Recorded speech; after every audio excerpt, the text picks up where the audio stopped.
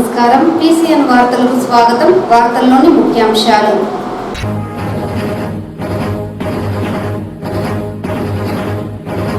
రాజీ మార్గం ద్వారా కేసుల పరిష్కారానికి జాతీయ లోక్ అదాలత్ చక్కని వేదిక. జిల్లా జడ్జి భీమారావు.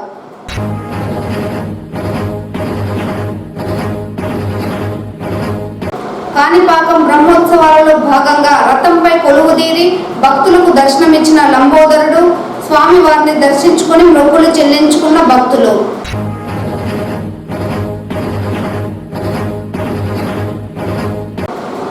చిత్తూరు నగరపాలక సంస్థ నూతన కమిషనర్గా బాధ్యతలు చేపట్టిన నరసింహ ప్రసాద్ నగరాన్ని అన్ని విధాలా సుందరంగా ఉంచుతానని వెల్లడి. వార్తల్లోని వివరాలు. రాజీ చేసుకోదగిన క్రిమినల్, సివిల్ కేసులు అన్నీ కూడా జాతీయ లోక్ అదాలత్లో సామరస్యంగా పరిష్కరించుకోవచ్చునని జిల్లా ప్రధాన న్యాయమూర్తి మరియు జిల్లా న్యాయ సేవాధికార సంస్థ అధ్యక్షులు భీమారావు పేర్కొన్నారు. శనివారం జిల్లా కోర్టు నందు జిల్లా న్యాయ సేవాధికార సంస్థ కార్యదర్శి వెన్నెల, 1వ అదనపు జిల్లా జడ్జి రమేష్, బార్ అసోసియేషన్ అధ్యక్షుడు రాజేంద్ర రెడ్డి, కార్యదర్శి అశోక్ యాదవ్లతో కలిసి జిల్లా కోర్టు నందు నిర్వహించే జాతీయ లోక్ అదాలత్ కార్యక్రమంలో ముఖ్య అతిథిగా పాల్గొన్నారు. ఈ సందర్భంగా జిల్లా ప్రధాన న్యాయమూర్తి మాట్లాడుతూ, భారత సుప్రీంకోర్టు న్యాయ సేవాధికార సంస్థ మరియు రాష్ట్ర న్యాయ సేవాధికార సంస్థ ఆదేశాల మేరకు జిల్లాలో జాతీయ లోక్ అదాలత్ను నిర్వహించడం జరుగుతుందని తెలిపారు. మన దేశంలో కుటుంబ వ్యవస్థకు ఎంతో ప్రాధాన్యత కలదని, ఏ బంధానికైనా నమ్మకమే ప్రధానమని, చిన్న చిన్న గొడవలను ఓర్పుతో పరిష్కరించుకోవాలే తప్ప కోర్టు వరకు రాకుండా జిల్లా న్యాయ సేవాధికార సంస్థ మరియు మండల న్యాయ సేవాధికార సంస్థ వద్ద పరిష్కరించుకోవచ్చునని తెలిపారు. ప్రతి సమస్యకు పరిష్కారం ఉంటుందని, జాతీయ లోక్ అదాలత్లో రాజీ పట్టదగ్గ క్రిమినల్ కేసులు, సివిల్, భూ తగాదాలు, మోటారు వాహనాల కేసులు, చెక్ బౌన్స్ కేసులు, ఈపీ, DBC, MC, బ్యాంక్ కేసులు, BSNL, PLP మొదలగు కేసులు పరిష్కరించుకోవచ్చునని తెలిపారు. ఈ జాతీయ లోక్ అదాలత్కు గాను ముందస్తుగా జిల్లా వ్యాప్తంగా 9,259 కేసులను గుర్తించడం జరిగిందని తెలిపారు.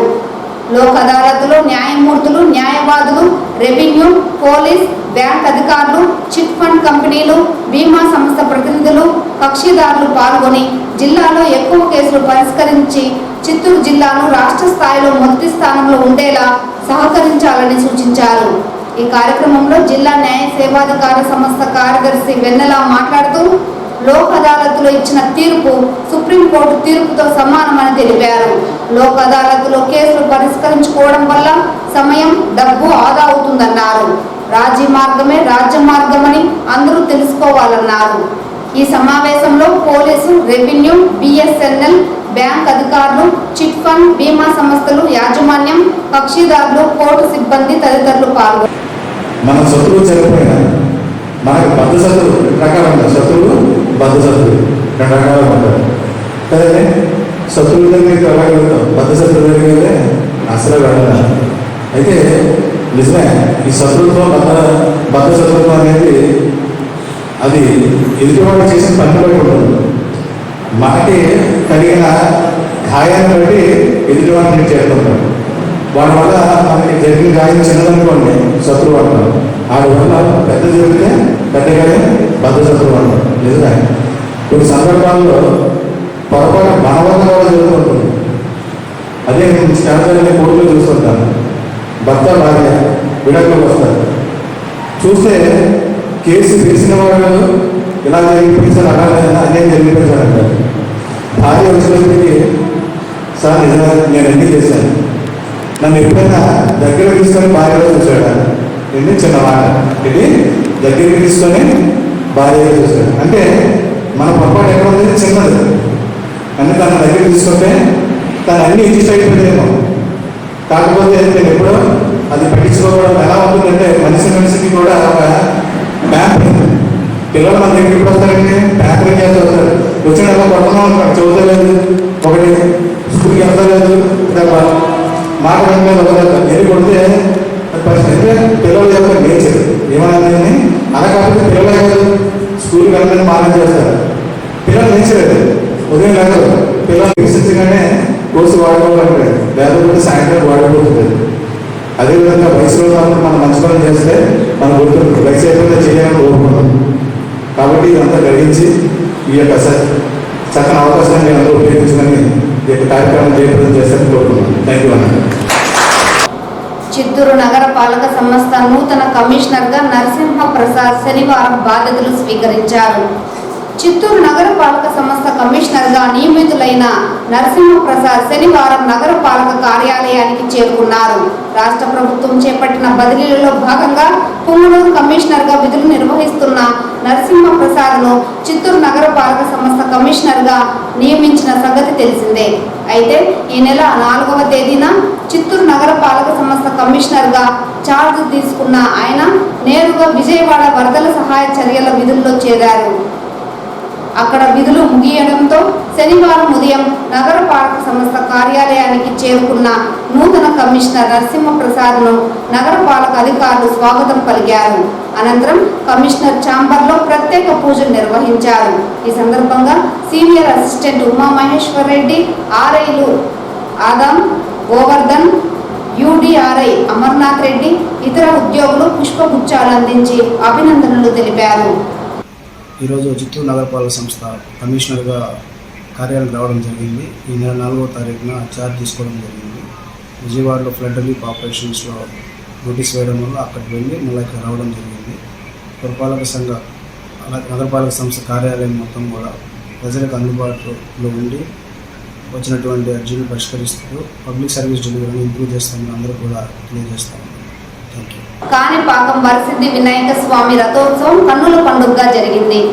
కాణిపాకం వరసిద్ధి వినాయక స్వామి బ్రహ్మోత్సవాలలో భాగంగా 7వ రోజు రథంపై కొలువుదీరి కాణిపాకం పురవీధుల్లో స్వామివారు ఊరేగుతూ భక్తులకు దర్శనమిచ్చారు. కాణిపాకం వరసిద్ధి వినాయక స్వామి బ్రహ్మోత్సవాలలో రథోత్సవం చాలా ప్రాముఖ్యమైంది. ఇందులో భాగంగానే స్వామివారిని రథంపై కొలువు తీర్చి వైభవంగా వివిధ రకాల పుష్పాలతో రథాన్ని అలంకరింపజేశారు. రథంపై సిద్ధి బుద్ధి సమేత వినాయక స్వామి ఆసీనుడై భక్తులను కటాక్షించారు. భక్తులు తమ పాప పరిహారం కోసం బొరుగులు, మిరియాలు కలిపిన వాటిని రథం పైన వేసి తమ కోరికలను తీర్చమని దేవుడిని వేడుకున్నారు. రథోత్సవం ముందు భాగంలో అశ్వాలు వివిధ రకాల వేష అలంకరణలతో దేవతామూర్తులను కొలువు తీర్చారు. కోలాటాలు, మంగళ వాయిద్యాలు, కళా బృందాల నృత్యాలు, భజనల మధ్య స్వామివారి రథోత్సవం వైభవోపేతంగా సాగింది. భక్తులకు ఎటువంటి ఇబ్బంది లేకుండా అన్నదాన కార్యక్రమం, త్రాగునీరు ఆలయ అధికారులు అందించారు. ఈ కార్యక్రమంలో అధిక సంఖ్యలో భక్తులు పాల్గొని తమ మొక్కులను చెల్లించుకున్నారు.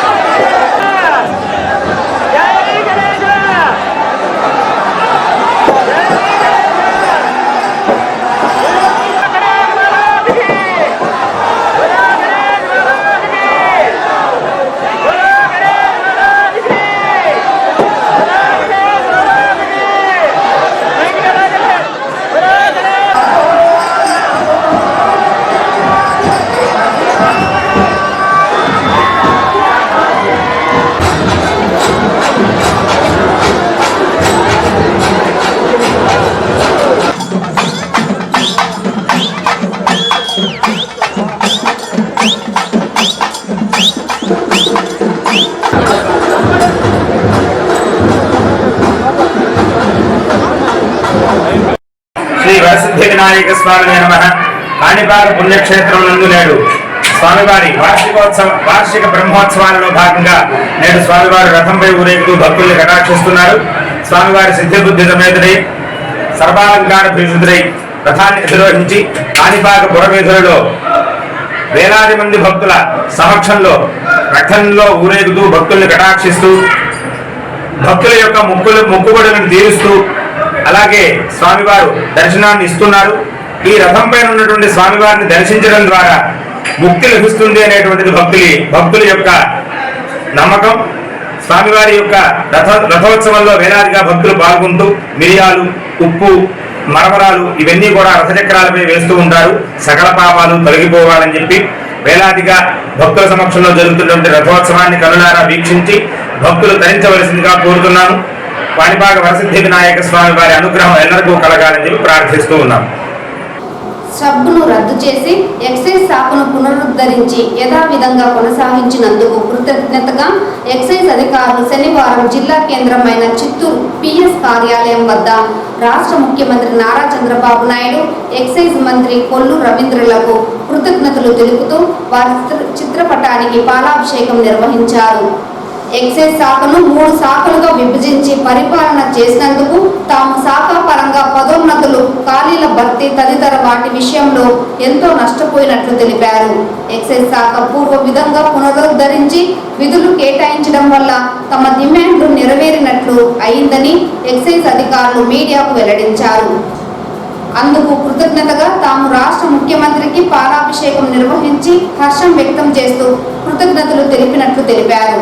ఈ కార్యక్రమంలో ఎక్సైజ్ సూపరింటెండెంట్ శ్రీధర్ రావు, శివప్రసాద్ తదితరులు పాల్గొన్నారు.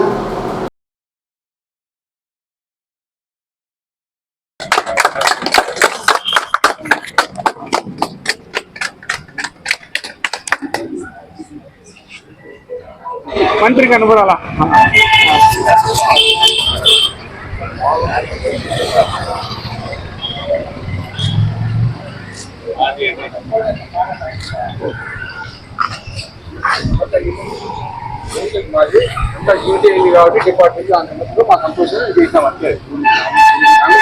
ఈరోజు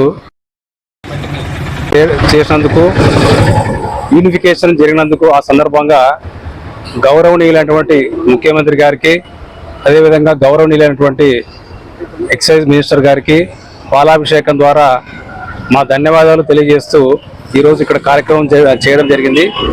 ఈ విధంగా ఎక్సైజ్ యూనిఫికేషన్ జరిగినందుకు చిత్తూరు జిల్లా తరఫున మేమందరం ఇక్కడ ఈ కార్యక్రమాన్ని చేయడం జరిగింది. Thank you. నమస్తే, నా పేరు హరికృష్ణ, నేను చిత్తూరు రూరల్ ఇన్స్పెక్టర్ని. 2020లో మా డిపార్ట్మెంట్ని ఎస్సీబీగా డివైడ్ చేయడం జరిగింది.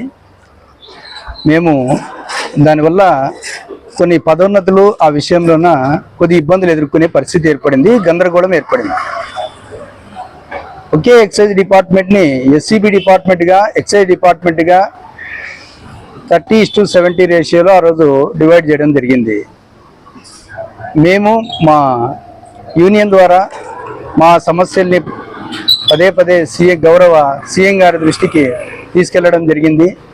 వారు సహృదయతో మా సమస్యల్ని అర్థం చేసుకొని శ్రీ నారా చంద్రబాబు నాయుడు ముఖ్యమంత్రి గారు, అదేవిధంగా మా గౌరవ ఎక్సైజ్ మినిస్టర్ కొల్లు రవీంద్ర గారు తిరిగి ఈ డిపార్ట్మెంట్ని ఎస్సీబీని రద్దు చేస్తూ ఎక్సైజ్ యూనిఫికేషన్ జీవో ఇచ్చారు. శాఖ పునరుద్ధరణకు సంబంధించిన జీవో కూడా నిన్న విడుదలైంది.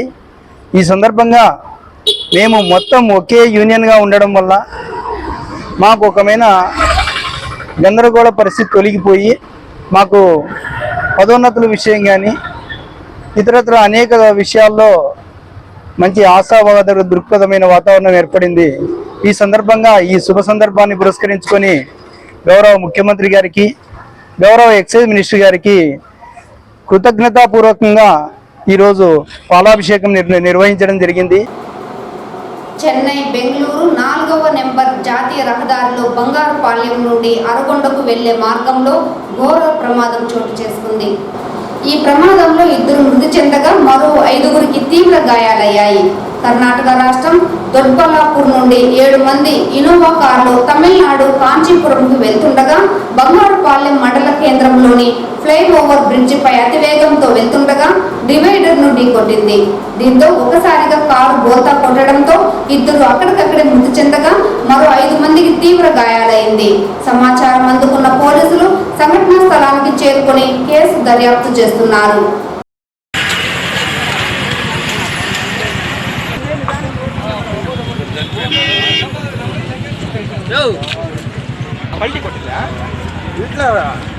సార్ మాకు రిటర్న్ చేయమని చెప్తాను. ముగ్గురులో సార్ 7 మంది చనిపోయినా చూడండి సార్.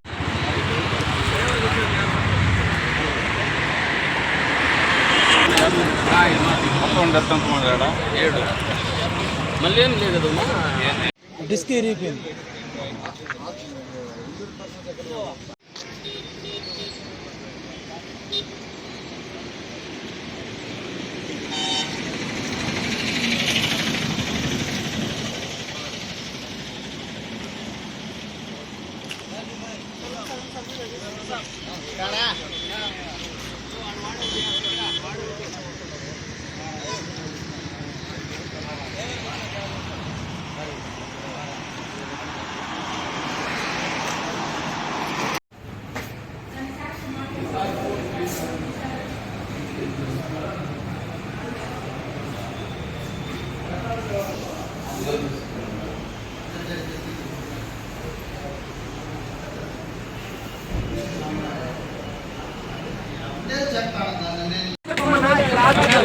రానా ఇట్రన్నా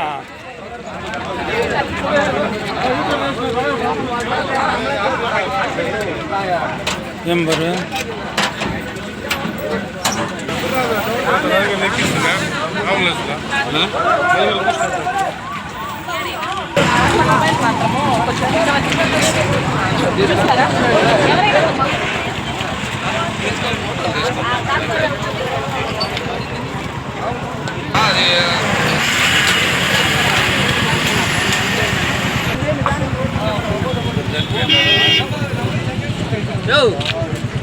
పల్టీ కొట్టిలా ఇట్లా సార్ మాకు రిటర్న్ చేయమని చెప్తాను. ముగ్గురులో సార్ 7 మంది చనిపోయినా చూడండి సార్.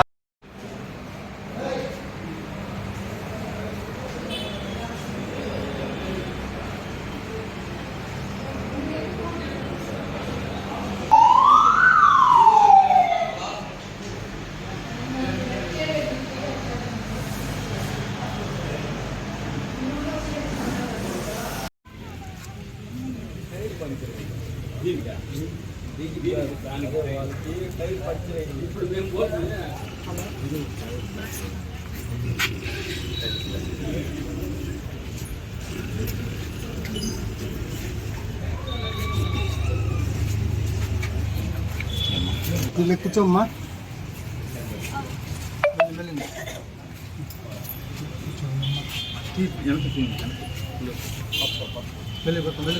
ఇట్లా ఇట్లా రైట్కి తిరుక్కో రైట్ అంతే.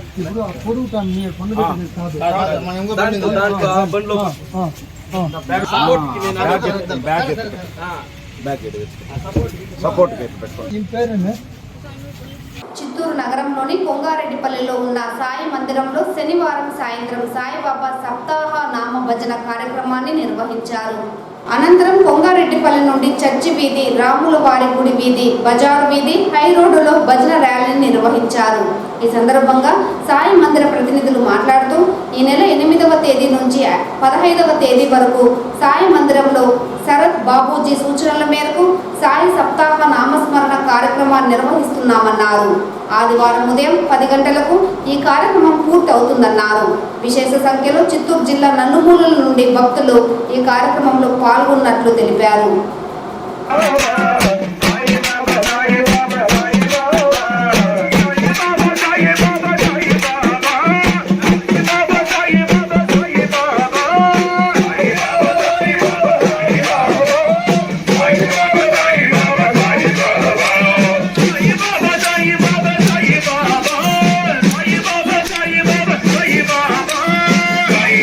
Sai Baba, Sai Baba, Sai Baba, Sai Baba.